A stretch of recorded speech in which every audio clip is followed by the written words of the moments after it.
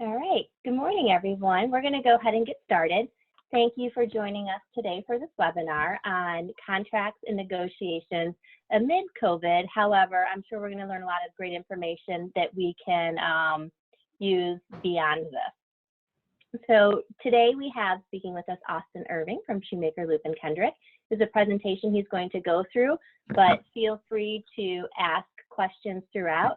Now, how we've typically been doing these is if you want to ask questions through the chat feature. So we'll mute everyone once Austin gets started.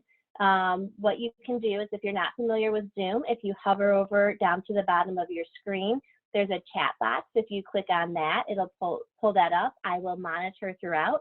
Emily is monitoring Facebook Live for all those that are watching on Facebook Live. Feel free to ask a question that way as well, and she'll make sure that gets to me. If you have more of an in-depth question where you want to say it yourself or there's a little back and forth, feel free to message me in the chat feature where it says to at the bottom. You can message me privately. Just let me know you'd like to ask a question, and then I will call on you where it fits in nicely. So we are recording this and we will post it to our YouTube site. So it'll be available to share with anyone or go back and rewatch. And Austin is kind enough to share us our presentation that we will email that out to everyone when we're finished. So with that, I will pass it over to Austin to begin the presentation and maybe say a few words about yourself, introduce yourself. Sure. My name is Austin Irving. I am a partner in Shumaker's corporate and M&A practice group.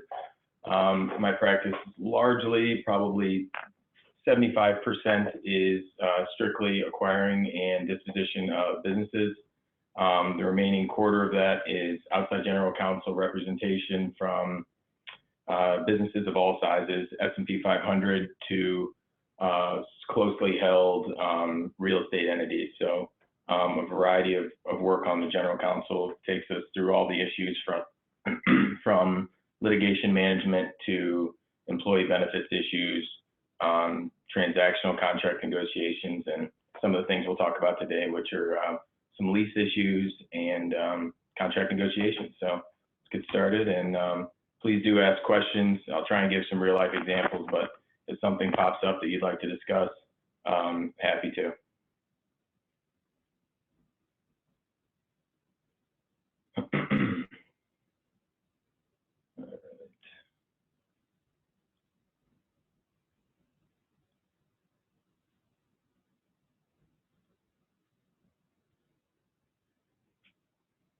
All right. So first we're going to talk about the State of the Union in Ohio, at least for landlords, tenants, and then we'll move on to contract negotiations for customers and suppliers. On April 1st, as many of you know, Mike DeWine signed an executive order regarding commercial evictions and foreclosures. That order requests that for 90 days, so through June 1, that landlords suspend rent payments for small business commercial tenants that are facing financial hardship due to COVID, and to provide a moratorium of evictions of small business commercial tenants. The order requests from lenders them to engage in forbearance on commercial mortgage loans for properties located in Ohio for commercial real estate borrowers due to financial hardship of COVID. So that is a request. I think lenders and landlords have been taking that as a guide. We'll talk about a couple of things related to that, but the interesting fact on that request is it does not relate to other debts with respect to landlords and lenders. So if that lender has given money for in the form of a note that's not related to the actual real estate, there we have seen some actions for payment outside of the rental landlord-tenant relationship or lender mortgage scenario. The order broadly defines lender to include banks, bond issuers, holders, services of mortgages, among others. And for lenders, forbearance means the enforcement of any remedies, sweeping cash from deposit accounts, or requiring a waiver of legal rights or remission of default. The order stipulates nothing is intended to negate the obligation of small businesses and commercial tenants to pay rent or restrict landlords from recovering rent at a future time. And similarly, nothing negates the obligations of a commercial real estate borrower, but rather provides a pause for sensible solutions to work out commercial real estate borrowers and lenders. So where does that leave us? The starting point for any discussion regarding obligations of a lease is, of course, the lease itself. I would ask tenants to be conscious of any notices they're required to give landlords. They anticipate that they're unable to meet their rent obligations or potentially in breach of some other obligation under the lease, such as maintaining certain operating hours due to restrictions imposed by government authorities. Similarly, if a landlord has a tenant which is in default under the terms of the lease, they should make sure that they follow all notice requirements of default and any required opportunities to cure. Cure periods, meaning, hey, you're in default, please fix this within the required days under the lease.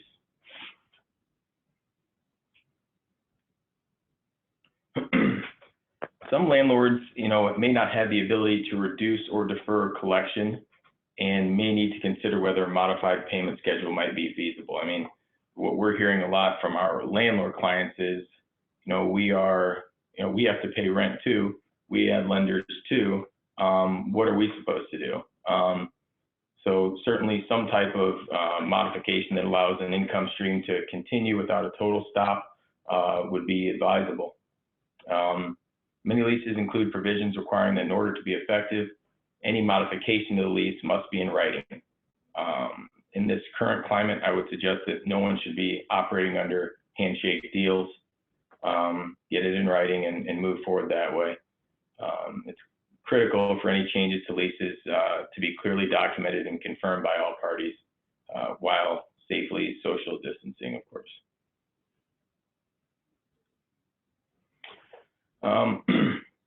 Prior to entering negotiations, landlords should consider a few things. It would be best to obligate the tenant negotiations and documentation between the landlord and tenant confidential. From the landlord's perspective, that's really because each negotiation with the tenant is a case-by-case thing. You don't want, reality is some tenants are more valuable than others. And, if you strike one deal with, tenant A, you don't necessarily want to know tenant B or C to know the deal you struck with them. Outstanding debt instruments tied to the property should be reviewed in case notice or consent of a landlord's lender is required prior to making a change to the lease. That's sometimes true for tenants as well if they have a line of credit.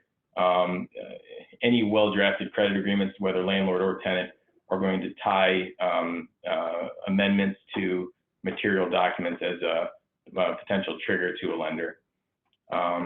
Also, landlords should consider non-monetary changes to the lease, such as waiving claims against the landlord for use of the property while services are not in place due to new regulations, or releasing the landlord from liability for damages or delays related to shutdowns.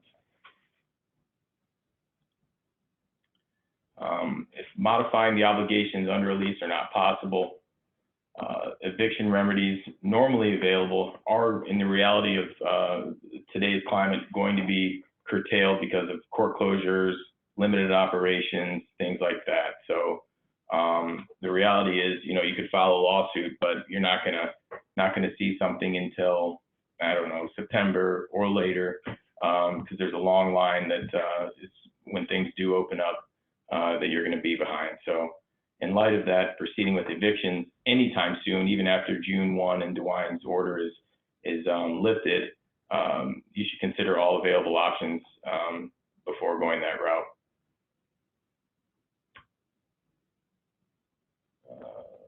Okay. Next, just want to talk really about contract negotiations generally, and some strategies to quote unquote flatten the curve with customers, suppliers, vendors, etc. Obviously, government and banking systems throughout the world have initiated massive aid programs to blunt the impact of COVID, from PPP loans to emergency assistance, disaster loans, to specialty loans for educational institutions, We've seen a lot of going on, but there's obviously going to be substantial market disruption, including the supply and delivery of goods and services. Business relationships and contracts between sellers and buyers will be at the center of this disruption. And, it's going to be contract modifications, contract terminations, breaches of contract claims.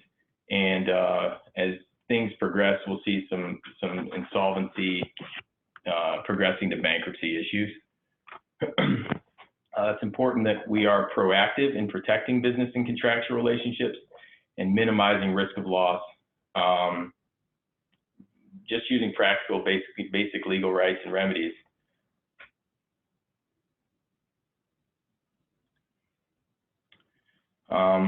What companies should expect? Companies' business goals are pretty simple, right? They're to sell products and services and maintain cash flow from timely payment of invoices. And, sometimes you seek to extend terms with suppliers to enhance liquidity. Companies are going to see customers request extension of credit terms, so acceleration of rebate payments or prebates, and possibly price concessions. And customers may also seek cancellation or suspension of purchase orders and contracts. On the manufacturing and supply side, we're seeing quite a bit of this. It's just the reality of the time we're in. So we should be prepared to how to deal with these. Similarly, suppliers may request shortened payment terms or cash for delivery. So you have your customer asking for longer payment, supplier asking for shorter payments. Security for that payment or additional financial information to ensure that you can meet the debts as they become due. And similarly, suppliers may seek cancellation or suspension of purchase orders or contracts.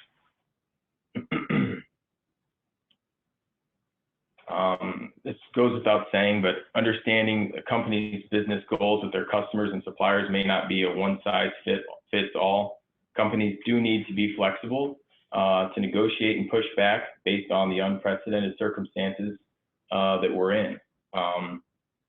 First and foremost, the just say no option may be the first pushback to contract concessions. We have a number of clients who have done that. And the reason you say no is not because you're cold-hearted, but what happens is some of these companies that are flush with cash are just sending out blanket requests to extend payment terms or blanket requests to amend terms of a note. And, if one of our clients says yes, says, sure, we understand it's tough times, we'll amend, or extend payment. They're better off just by asking, even though they're not actually in a tough financial position, even though they don't actually need any type of concession at this point. So, but if they get 30% of their, customers or clients or suppliers or landlords to concede on payment terms, well, they've actually come out better. But we've seen that no actually works just fine, particularly with companies that are actually doing quite well during these times. As a condition to a company's consideration of contract concessions, customers and suppliers should be willing to increase financial and operational transparency. So if you're receiving an extended payment term, it would make sense that you would, a company might want to see more from you by way of your financial statements and your balance sheet to ensure that you can meet your needs as they become due. You should have realistic discussions about the impact on your existing financials, projections, and liquidity. A lot of the projections that you once sent to a company about your sales, those are no longer what your sales will look like in June, July, and August, like you thought they would prior to all of this. It also makes sense. We're kind of working out of the closures, but disclosing exemptions is an essential business in various jurisdictions. That's just communication. What's essential and open in California and New York may not be what's, or Illinois, may not be what's essential in Michigan or here in Ohio. It's also important to disclose loan covenant violations or restrictions on borrowing. that are imposed by lenders and private equity sponsors. And under the circumstances, providing security is a fair discussion point. So what we see a lot now is, you had a great customer, and that customer, typically pays within 30 days. Well, now we're seeing they want to pay in 60 days. Well, what our clients will do is say, we're happy to negotiate your payment terms, or 90 days, or whenever you get paid, but we are going to take what's called a purchase money security interest in the property, and we're going to track it, and we're going to take a lien on it to ensure that that we are going to get paid in the event something goes wrong.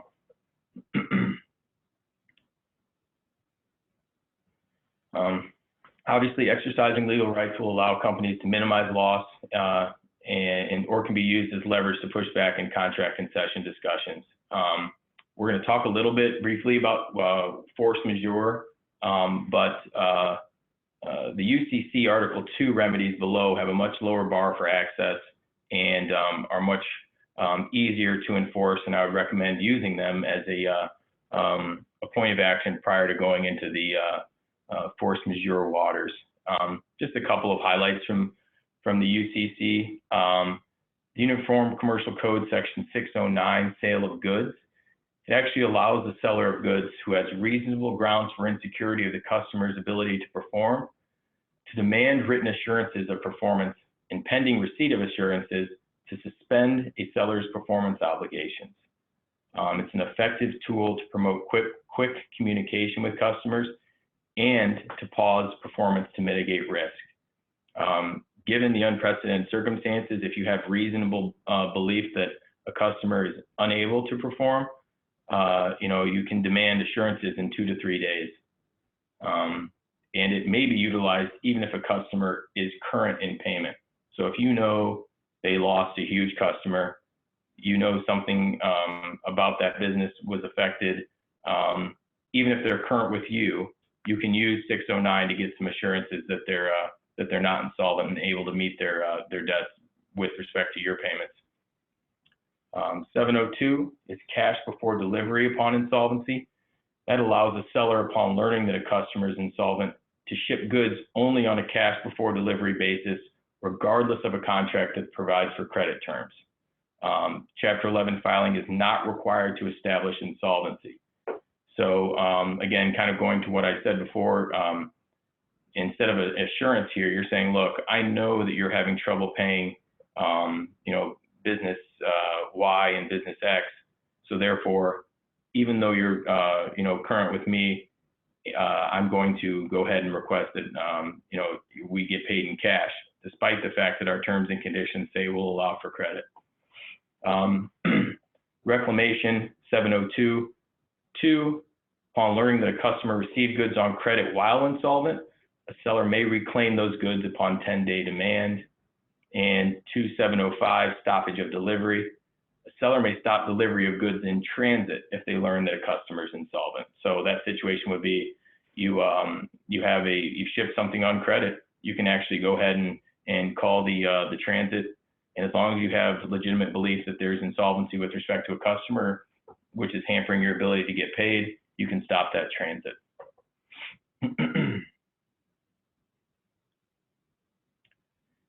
Just to recap, recognizing the need for a flexible approach with customers and suppliers, companies should consider the following. First, honestly, just say no works, and it's most successful.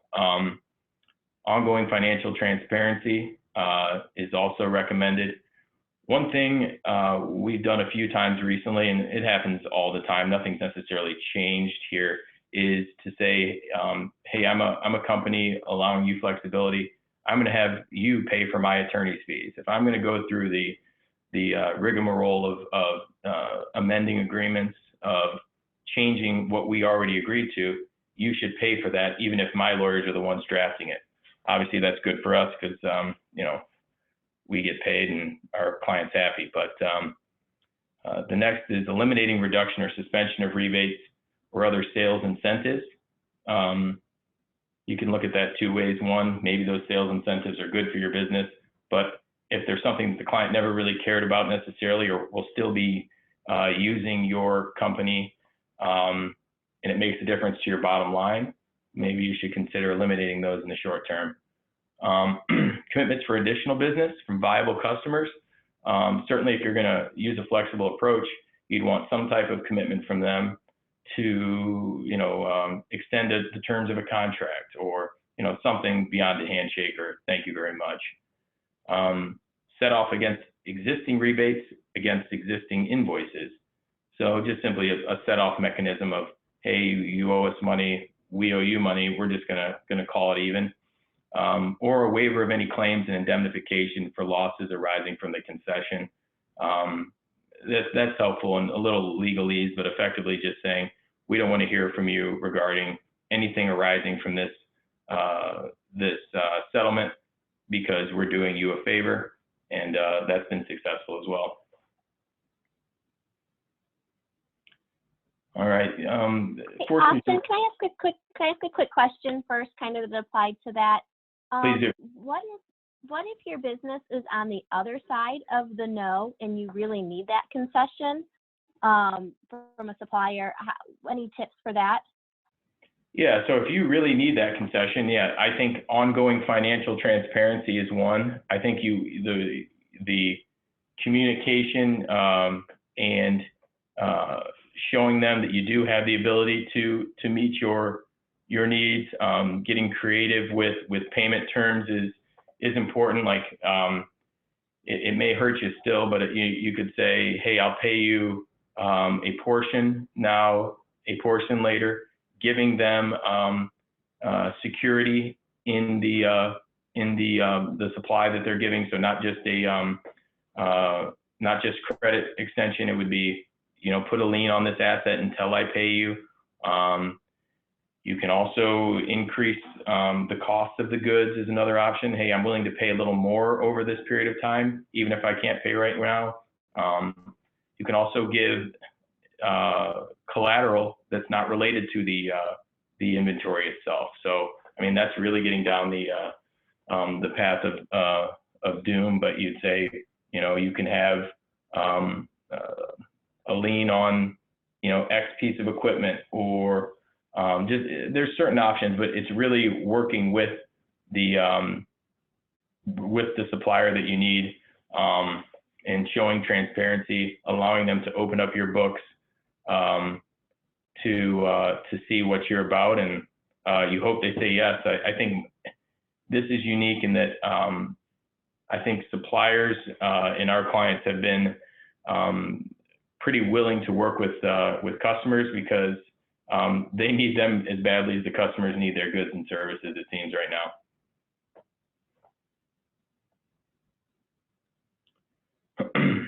So force majeure, this is something I think, over the next 2 years or so, we're going to see this litigated, taken to the ground quite a bit. And force majeure clauses are, basically identifying specifically identified events that allow a party to slow performance or not perform. An example of that is in quotes at the top. Basically, neither party shall be liable for costs or damages due to delay of non-performance arising out of events beyond such party's control, including damages resulting from work stoppage, power or other mechanical failure, computer virus, not regular virus, natural disaster, governmental action, or communication disruption. So here, I think it's reasonable to say that we would be in a force majeure issue if a contract had this language, because if you are a non-essential business, or still are, governmental action has slowed your ability to perform, at least arguably. And so what you also might see a lot is highlighted as an act of God, wind, earthquake, things like that. Now, we get into a philosophical question of whether certain things are an act of God. If a tree falls and because of, or tornado and destroys your equipment or destroys your car, some might say that was the act of God, the wind. I would say it was actually the tree that fell. and caused it, but we could. That's certainly going to be litigated a lot, particularly on the insurance side, about the virus being the act of God. Most of the time, that's not a covered loss, but that'll be heavily litigated here because there's governmental action in here. I think you're going to see people with this language in their contracts being able to slow down performance or not have damages for failing to perform. Common law force majeure, meaning not in the statute, is narrowly interpreted. Notice must be provided to the counterparty. You send notice to them immediately saying, hey, I'm circumstances X, Y, and Z are not allowing me to perform under this agreement. And you have the burden of proof that that event specifically prevents performance. There is also a burden of proof associated with that you prove you exercise skill, diligence, and good faith to attempt performance.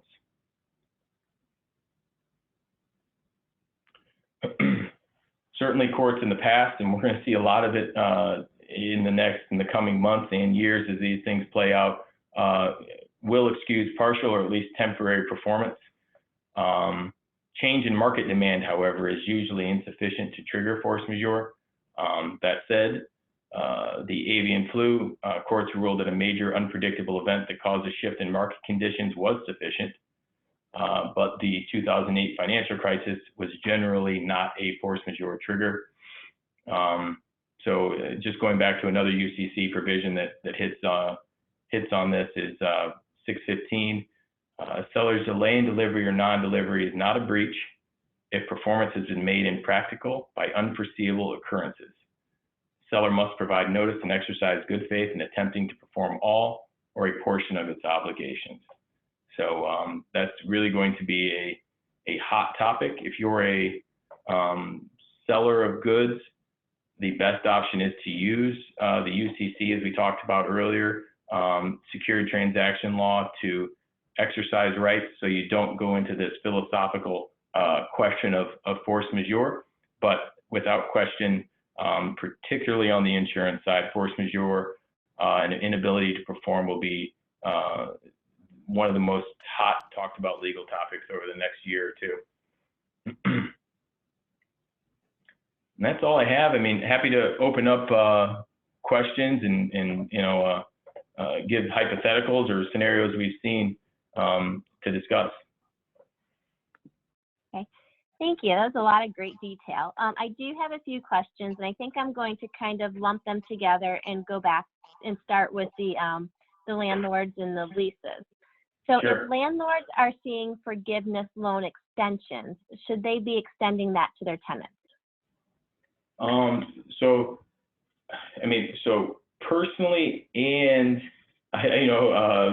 yes, I think they should. So the guidance that we have from DeWine and the request, quote unquote, that he's made dictates that if they're receiving a concession, that concession should be passed on to the tenant.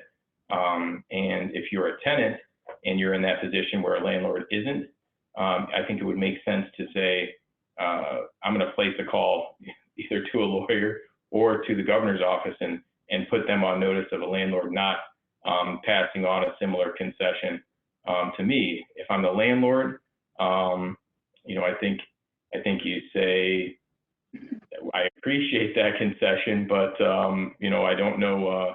I still have a lot of other bills to pay, and I'm unable to make that concession here.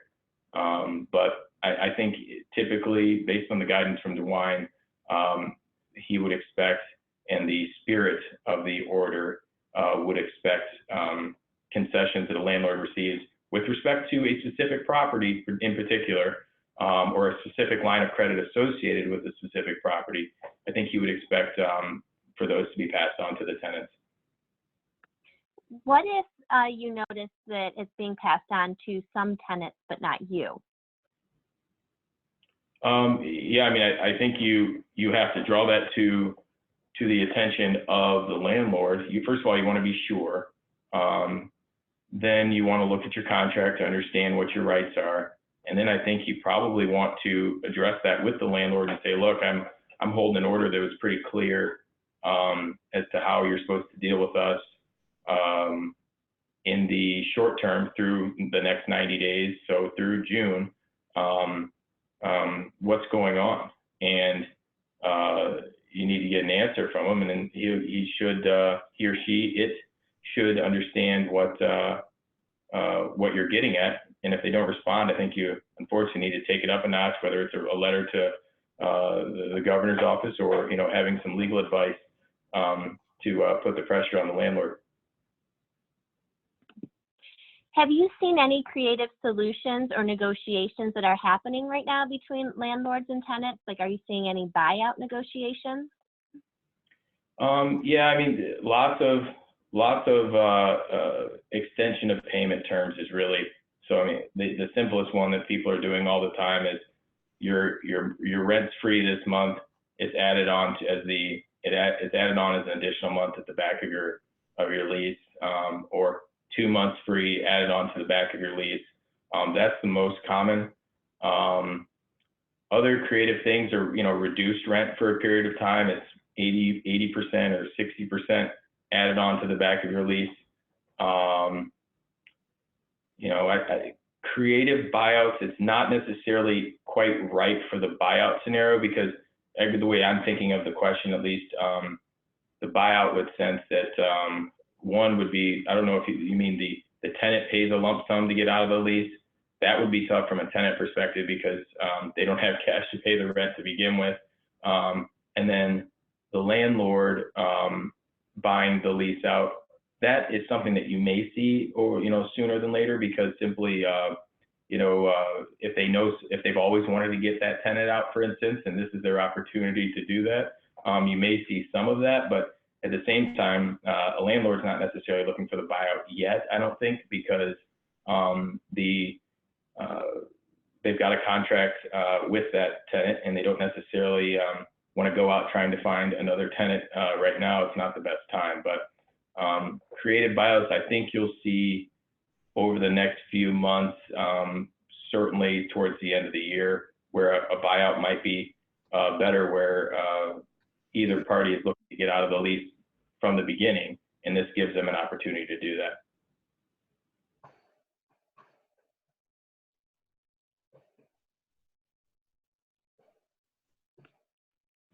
Oh.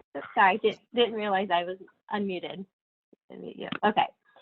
So sorry about that. In terms of timing then, is now a good time to renegotiate a lease? And if someone is going through that process, do you have any tips or anything that they should certainly include, kind of given the time frame that we're in with COVID? Yeah, I mean, now is, I mean, the tough thing about negotiating or renegotiating a lease is it's already in writing, and we're looking at the four corners of what's there. If you have some type of leverage, now would be a great time to renegotiate a lease. I mean, the best scenario is if you were about to sign a letter of intent to do a build out and start a lease with a landlord, and this, it's been bad, but this is this virus is causing issues, and now you can renegotiate the terms of that letter of intent, lower your rent, lower your build out costs, things like that. So the perfect scenario would be you were just about to enter into something and you haven't yet, and then you can renegotiate the terms of the thing you were about to enter into. But yeah, I think it's a perfect time if you have leverage to negotiate. If you're the tenant, as a landlord, this is going to be a tough time, because all you're going to feel like you're doing is making concessions to everybody. But as a tenant, if you know you have value to that landlord, and that landlord wants you to stay, giving you some leverage, I mean, I absolutely would have at it to say, hey, what if your lease, for instance, is up in a couple months, or at the end of the year? You can simply say, hey, landlord, I'm willing to sign a 24-month lease at a certain guaranteed rate, but and lock you in to your rental income here, but I want some concession, whether it's lowered rent for the time being, or a locked-in rate of rent that's lower than what I'm paying now for the next 2 years. Certainly, now is as good a time as any to start negotiations if you have some leverage.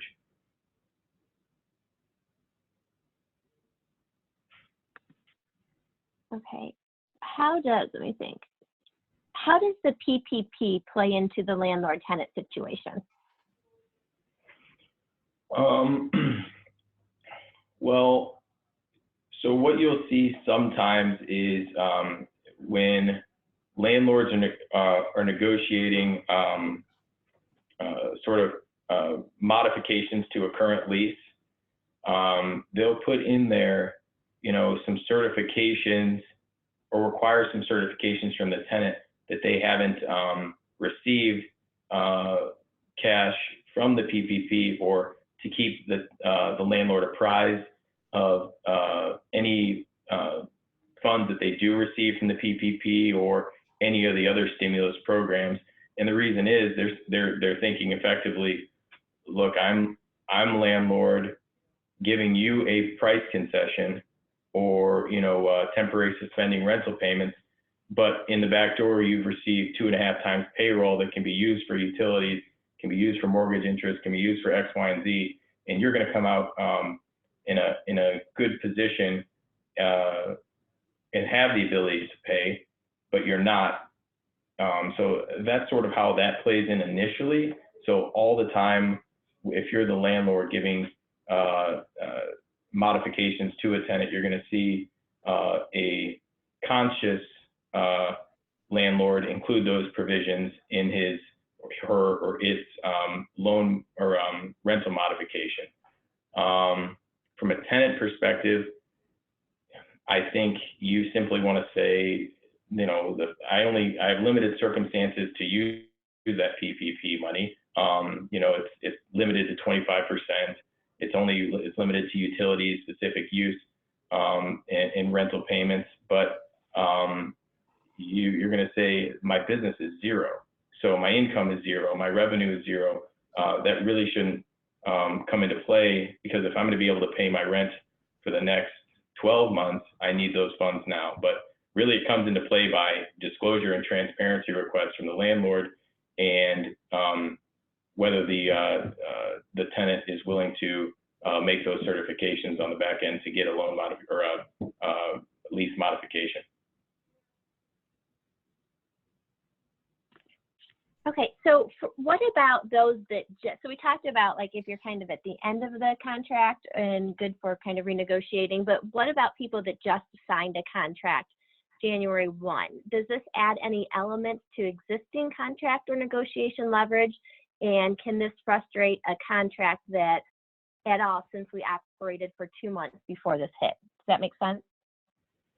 Yeah, I mean, I think for a new contract, it's the worst time for any of this to happen. I mean, both from both parties, right? You have the tenant that may or may not be paying for a build out, has been waiting to get business rolling, and then right now maybe they had a 60-day suspension of payments, and right now they're supposed to begin their actual lease payments.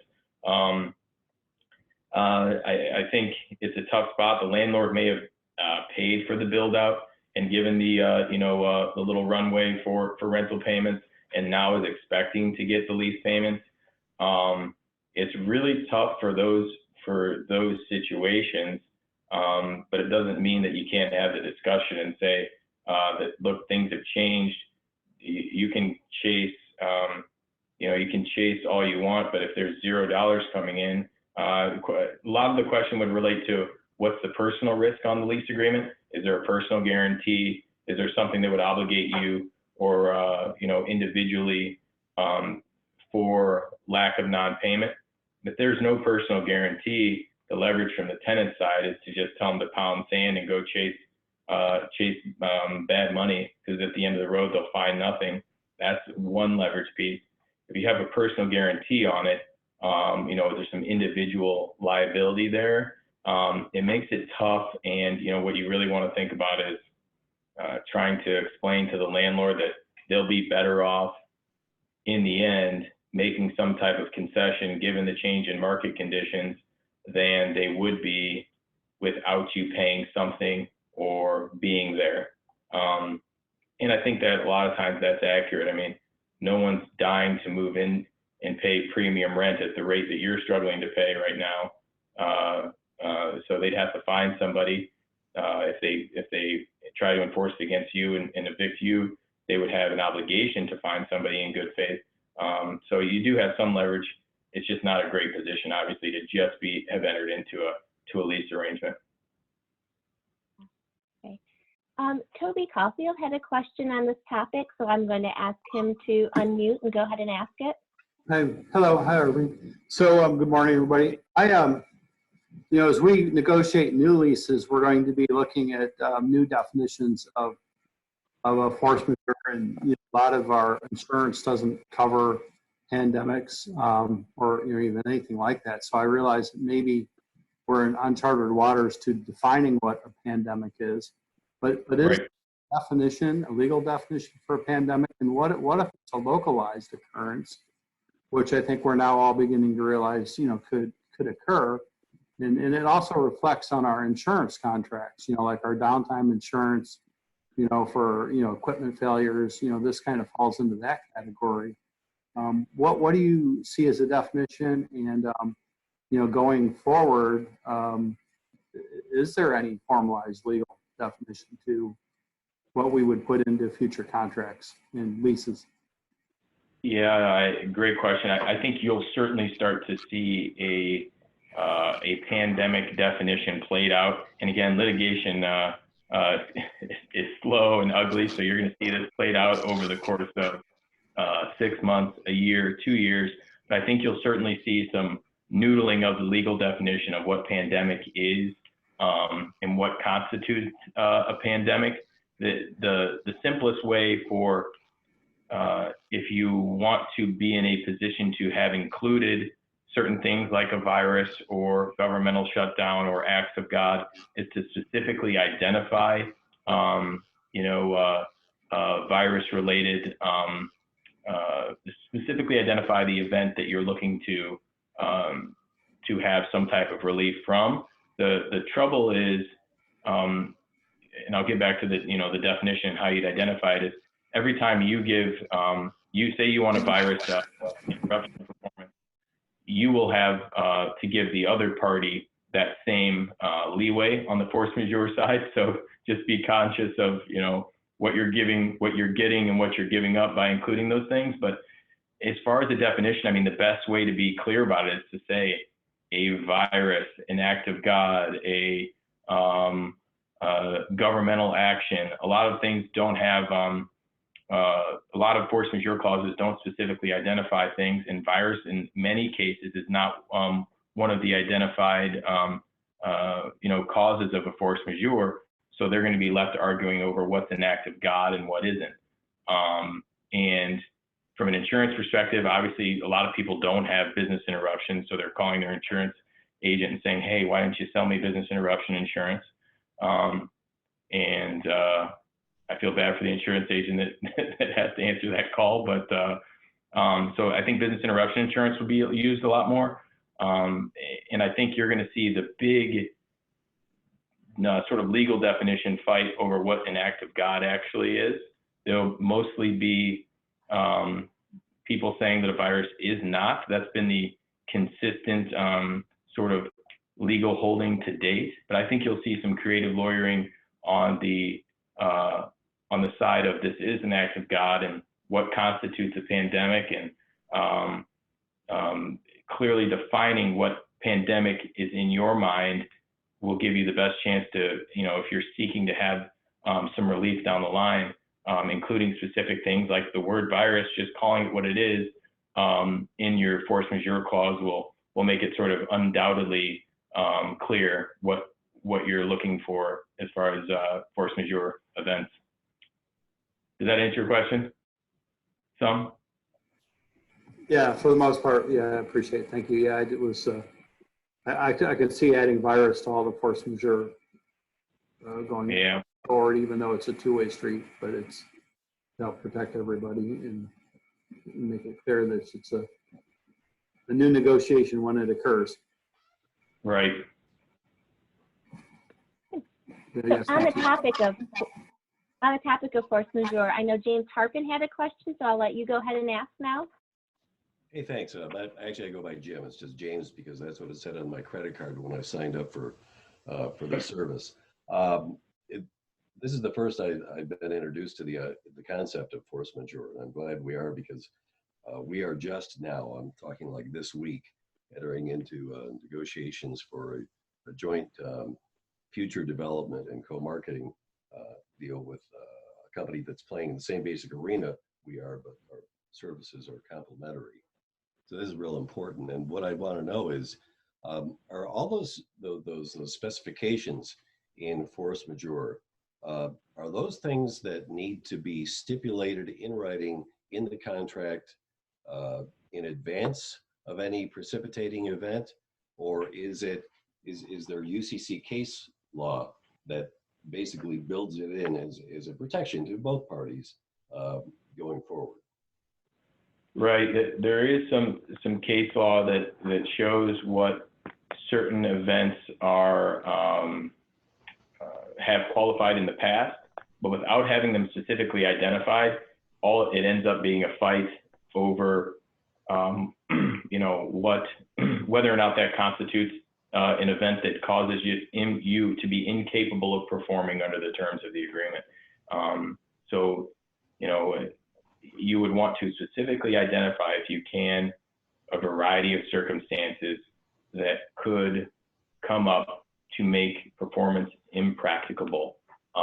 If you don't, you're trying to say, well, in Horns v. Higgins, they said that this was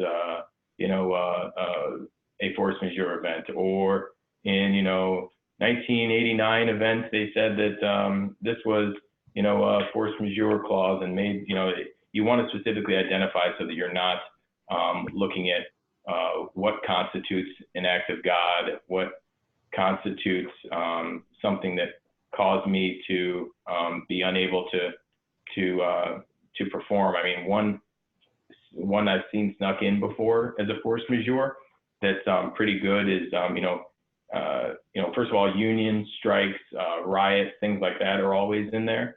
But another one that gets put in sometimes is, look, if the key supplier that I have that supplies my goods to make what you have, or supplies my service to make or provide you your service, shuts down or is unable to provide the service to me, then I clearly, and I won't be able to perform under my agreement.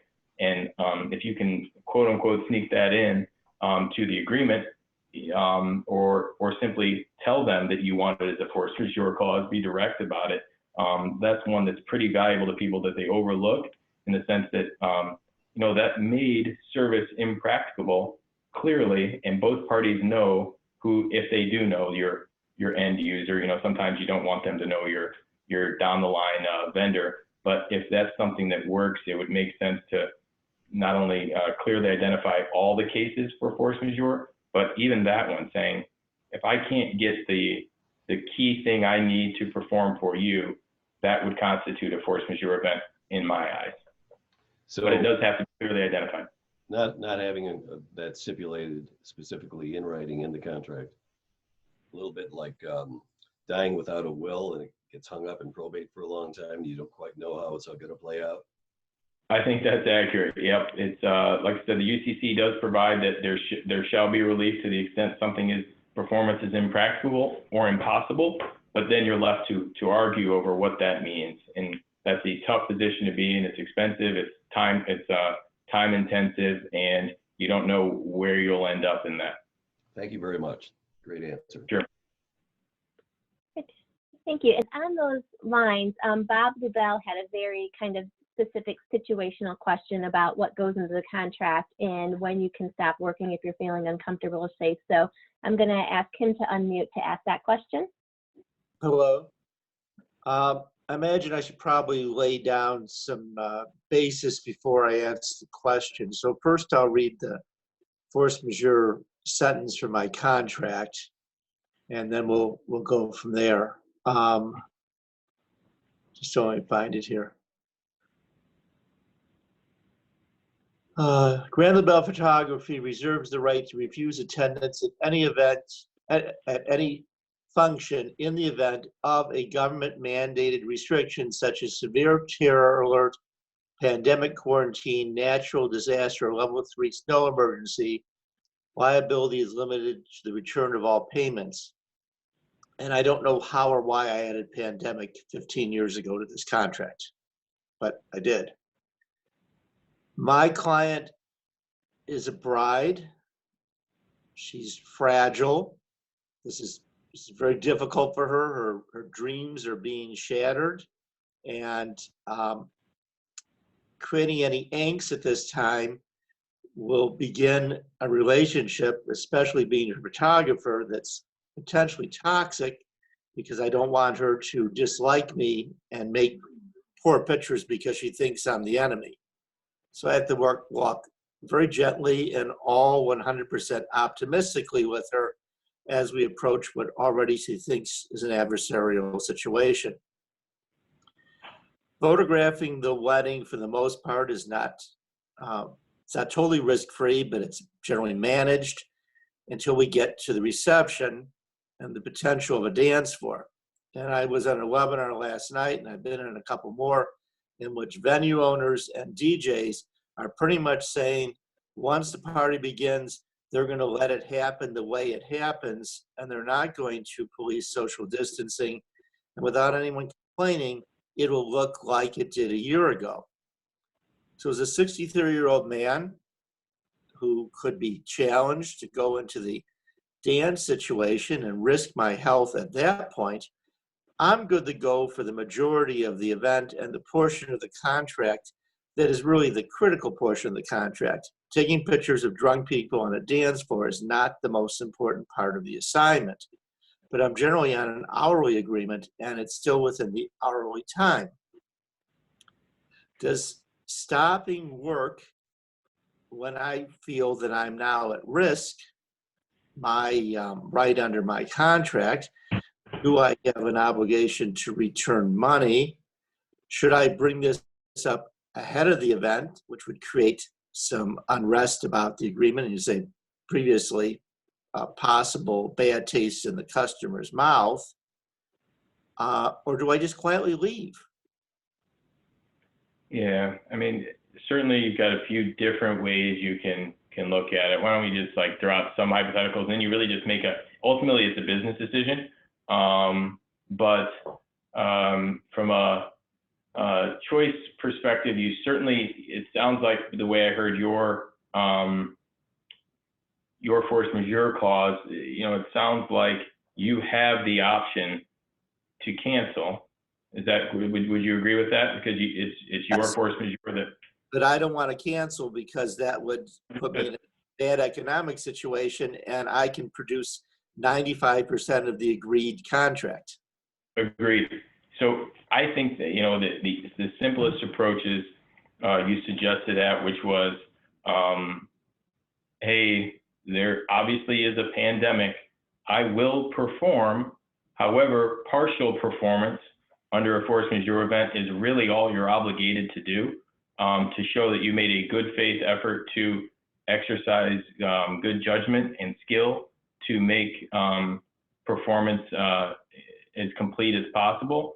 But a result of the pandemic is that unsafe situations reduce your ability to fully perform. And I think that any reasonable person, obviously brides may not be as reasonable during these times as others, but I think that a partial and almost complete performance and being upfront about if things get to, if there's plumes and spit and everything else flying everywhere, I don't feel safe, and no reasonable person would, you say something like that, I would, explain that to them. And then it's up to you to think about, from a return of funds portion of the event, what that means for you. Is it, just kind of calculating what the time of that is. And, I probably would say as a good faith effort, you could always go with, if you 95% perform, it's a 5% of the evening is returned. I mean, not telling them, the only risk you have there is they say, well, hey, you didn't perform, I want all my money back, which that's not going to happen. But, I think being upfront with it and saying, I'm going to be here for as long as possible, as long as it's safe.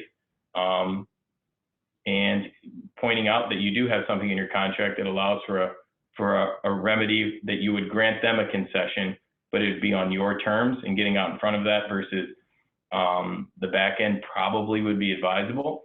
And then it's in your hands to say how complete you performed, as opposed to them saying you didn't perform at all, even though you obviously did. I understand. And then in follow-up, and this has already happened to me, that a customer was not happy, and we won't go into great detail, but they're using social media and online reviews for coercion by coloring the facts incorrectly on a broken, solid contract, and claiming that act of God is not, did not protect me, and I owe them their money back, their deposit back, even though it clearly states that the retainers are not refundable in any circumstance. So now I have to fight the online world. What's your opinion about this? When I have a Shoemaker written contract. It's a good contract. So I think there are a couple of ways you attack, obviously, online disparagement. One is there's the ability to push those things down by paying for the marketing engines and all that stuff, which you might be familiar with. There's also alerting the poster or the website host of in fact, non-factual information. Done and rejected. Yeah, okay, got it. Then there's the nasty demand letter option. Hey, you're saying things that are untrue. They are in writing.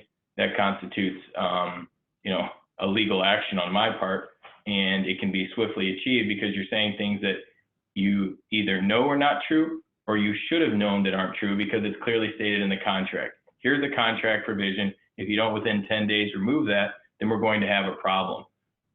I think that once you alert them of the fact that their statement is untrue and why, then they become knowingly misstating the facts, which would subject them to, liability. If they don't want to, you can have unreasonable people that won't listen to that, but reasonable people would say, hey, it's just not worth it.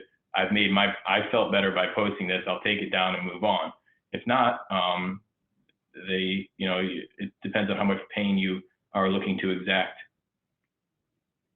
I understand, and my SLK attorney has helped me in this in the past, so I may have to reach out once more. Yeah, well, happy to help too. Thank you. You're in good hands, Bob. Thanks. I had one more question going back to the contract or to the leases. So what if it's not feasible to run your operations the way you previously had and you went out of your lease? What advice do you have to that? Yeah, so first and foremost, it sounds, obvious, but you have to kind of look at the lease itself and see what type of picture you can create by looking at the terms of the lease. But after that, that really helps dictate strategy is by reading the document, seeing where you can go with it. But if your business can no longer be the same, you start looking for those pieces. What does the force majeure say? What type of outs or terminations do I have if those type of things happen? And then it becomes a negotiation with the landlord saying, look, I can't meet my obligations to you because I no longer can, operate the business as was originally contemplated. So I think it starts with reading the lease, knowing what rights you may or may not have, and then coloring something good to the landlord to consider, and then knowing the landlord and what they typically have done or their history helps with that too. It becomes a personality sort of negotiation after you know your rights under the terms of the lease.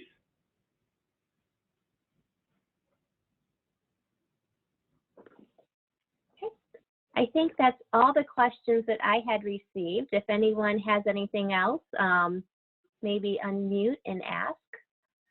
If not, we will go ahead and wrap up. Austin, thank you so much for being here this morning. This was a lot of really, really great information. As I said earlier, we have recorded it. We will put it on our YouTube page. We will send the link out. Kirsten just put in the chat. Again, if you don't have that up, you can hover at the bottom and click on your chat. She put links to all of our social medias. We encourage everyone to like us, follow us, connect with us, share it with everyone.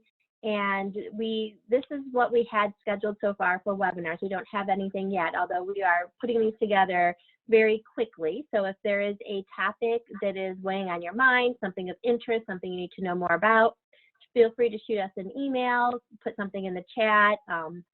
Again, reach out to us through social media. And our sponsors have been fabulous about working with us and coming together quickly to put these together to get the information out to you. So thank you everyone for logging on this morning. Thank you again, Austin and Shumaker Group and Kendrick, and I hope everyone has a great day. Thanks, everybody.